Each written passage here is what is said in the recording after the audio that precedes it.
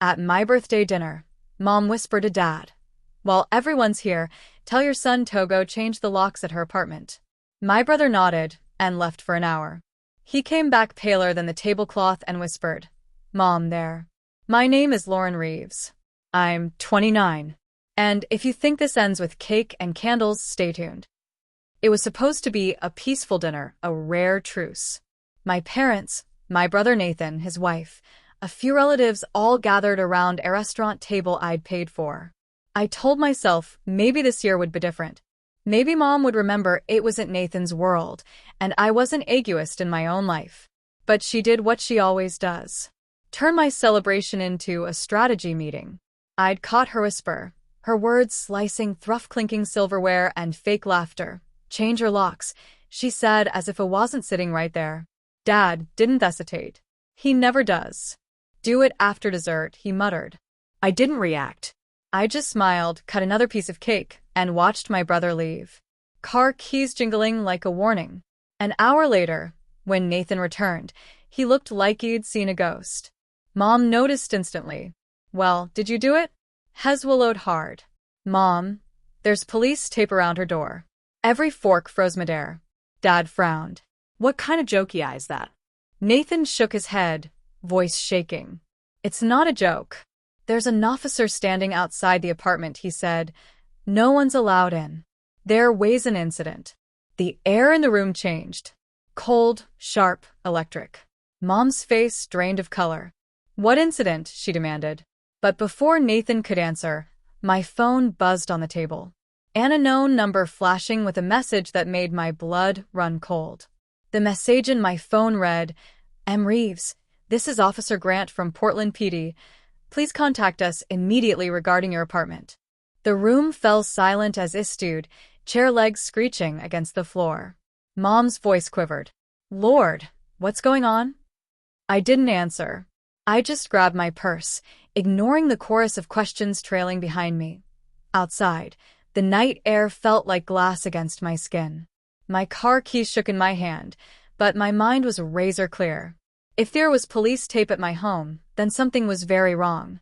By the time I raked my apartment complex, 2 patrol cars were still parked outside, their lights painting red and blue shadows across the brick walls. An uniformed officer stepped forward. Miss Reeves. I nodded. What happened? He glanced at his clipboard. You're the tenant, correct? We received a report of a break-in.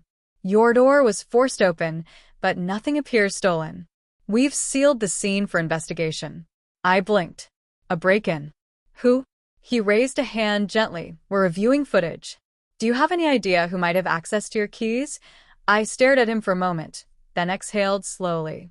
My brother, Nathan Reeves. The officer's pen froze mad. And why would your brother break into your apartment? I hesitated, the truth heavy in my tongue, because my mother told him to. He looked up sharply. Can you repeat that? I nodded steady now. She asked him to change my locks tonight without my consent. I think he found something he wasn't supposed to. His radio crackled before I could say more. A voice came through. We've got a match on the prints inside.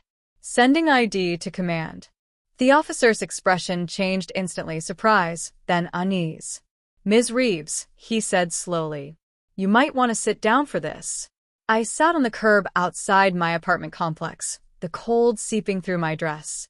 Officer Grant crouched beside me, his expression cautious but firm. M. Reeves, he said, glancing at this tablet. The prints inside your apartment don't belong to your brother or to you. I frowned. Then whose? He turned the screen toward me. A man named Thomas Hale. Does that name mean anything to you? My breath caught. Thomas was my landlord's nephew. He handled maintenance. Grant nodded. He's currently in custody.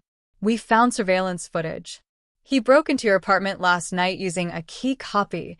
He's been under investigation for a series of unlawful entries across the complex. My stomach twisted. What was he doing inside? Grant hesitated. You may want to see this yourself. He led me to the stairwell. The faint smell of dust and old paint heavy in the air.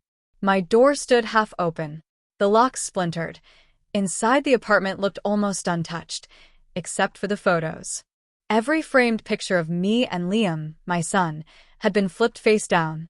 On the coffee table lay a single envelope. Grant gestured toward it.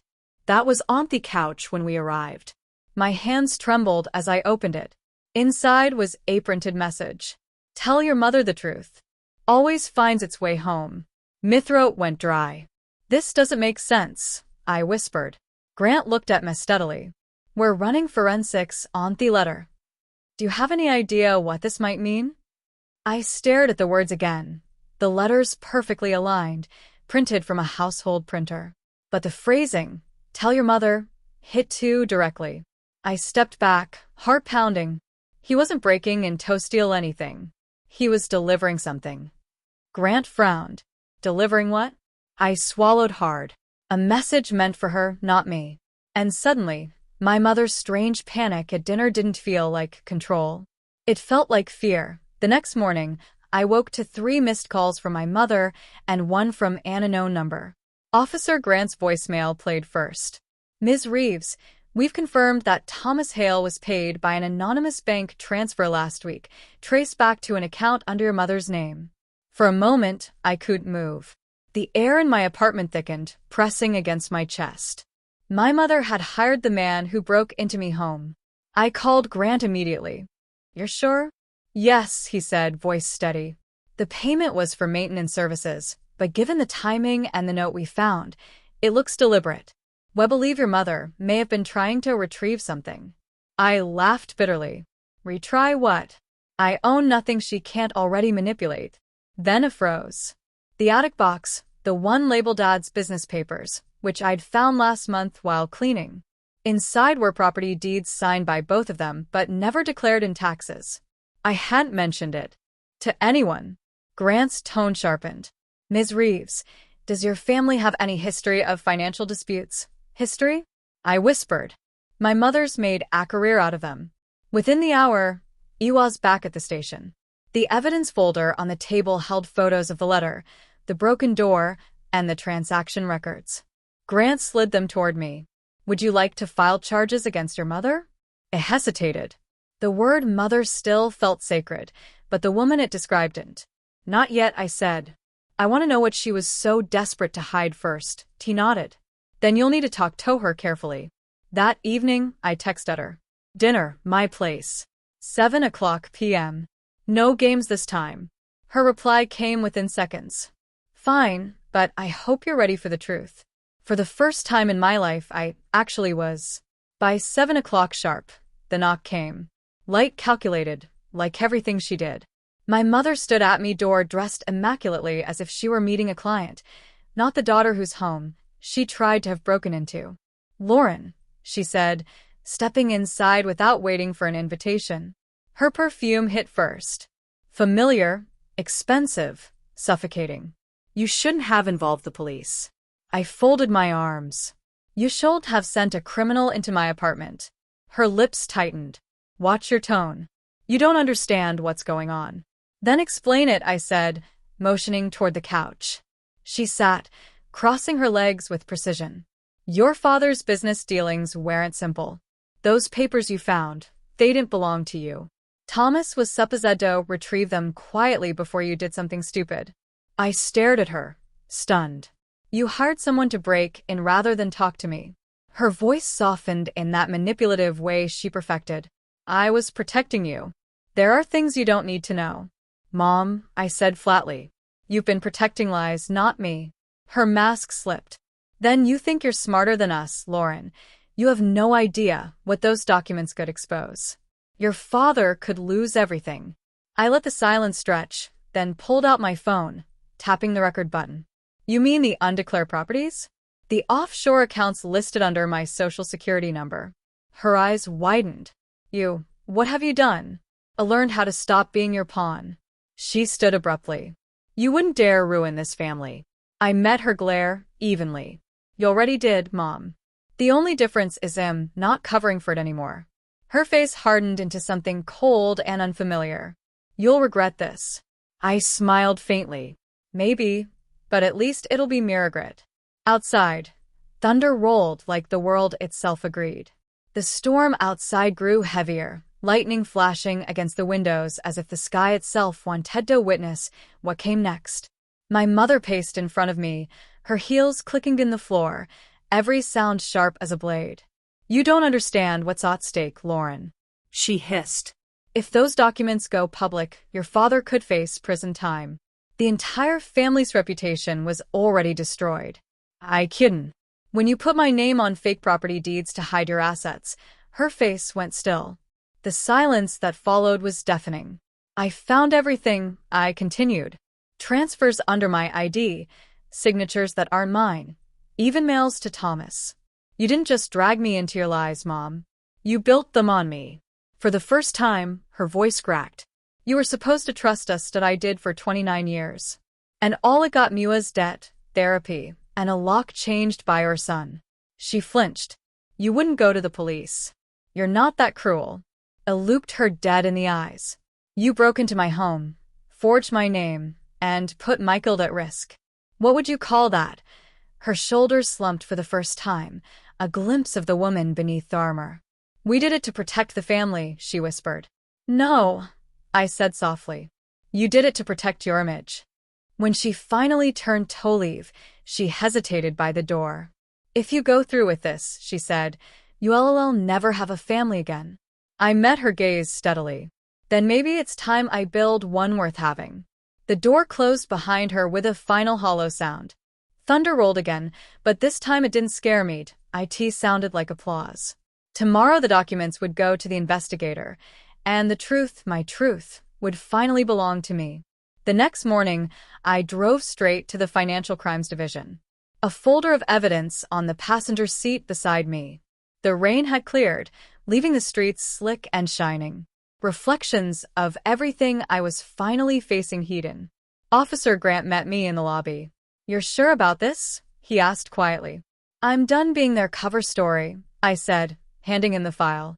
Inside were the deeds, the wire confirmations, and screenshots of a thievery message that proved my mother and father had used my identity to hide money from federal audits.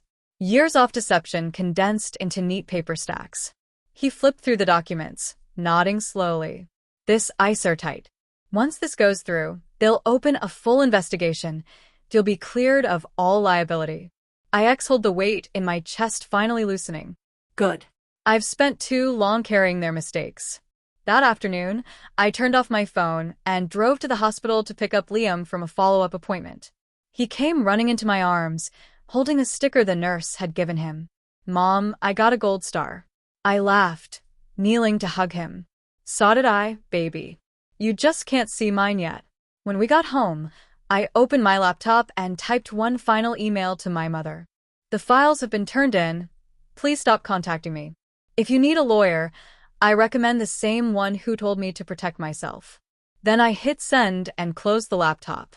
No trembling, no guilt, just clean silence. That night, while Liam slept, I stood by the window watching city lights flicker like a pulse returning to life. They'd built a world on lies. I'd learned to leave without them, and that finally felt like justice. A month later, the investigation became public. News outlets ran headlines like, "Local couple under federal review for identity fraud. Daughter reported as victim." I didn't watch the coverage.